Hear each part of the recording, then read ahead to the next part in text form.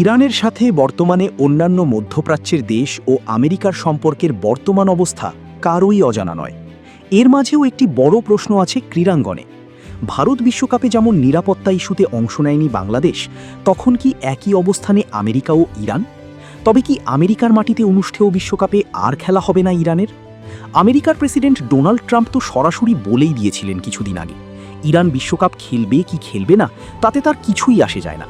তবে পরিস্থিতি বিবেচনায় ইরানের না যাওয়াই উত্তম আমেরিকার মাঠে। তার এই বক্তব্য ঘিরে হয়েছে তোলপাড়। তবে টি-20 বিশ্বকাপের সময় বাংলাদেশ তখন আইসিসি প্রেসিডেন্টকে পাশে না পেলেও ফিফা প্রেসিডেন্টকে ঠিকই পাশে পাচ্ছে ইরান।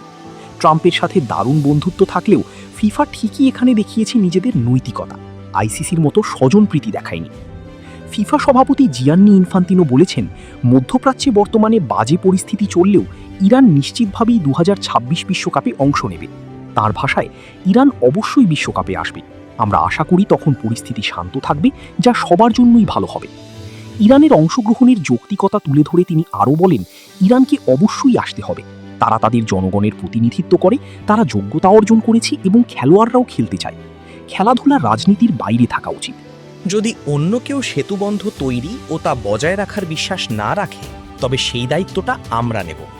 গত মার্চেও একই ধরনের মন্তব্য করেছিলেন ফিফা সভাপতি জিয়ান্নি ইনফান্তিনো। তুরস্কের আন্তালিয়ায় ইরান ও কোস্টারিকার প্রীতি ম্যাচ দেখতে গিয়ে তিনি বিষয়টি নিয়ে কথা বলেন। সে সময় ভেন্যু পরিবর্তনের সম্ভাবনাকে একেবারেই উড়িয়ে দিয়ে ইনফান্তিনো স্পষ্ট করে বলেন, না, ড্র অনুযায়ী যেখানে খেলার কথা, ম্যাচগুলো সেখানেই হবে। এদিকে মার্কিন প্রেসিডেন্ট ডোনাল্ড ট্রাম্প যুক্তরাষ্ট্রে ইরানি খেলোয়াড়দের নিরাপত্তা নিয়ে শঙ্কার ইঙ্গিত দিয়ে পরিস্থিতি উত্তপ্ত করে তোলেন। তিনি বলেছিলেন, ইরান জাতীয় ফুটবল দলকে বিশ্বকাপে স্বাগত, কিন্তু তাদের নিজেদের জীবন ও নিরাপত্তার কথা বিবেচনা করলে সেখানে থাকা তাদের জন্য উপযুক্ত হবে বলে আমি সত্যিই মনে করি না। তবে এখন ফিফা প্রেসিডেন্টের কথায় আশ্বস্ত হতেই পারে ইরান। উল্লেখ্য, আগামী 11 জুন শুরু হতে যাচ্ছে বিশ্বকাপ। এবারের আসর আয়োজন করছে যুক্তরাষ্ট্র, কানাডা ও মেক্সিকো। সূচি অনুযায়ী ইরান তাদের বিশ্বকাপ অভিযান শুরু করবে 15 জুন ক্যালিফোর্নিয়ায় নিউজিল্যান্ডের বিপক্ষে ম্যাচ দিয়ে।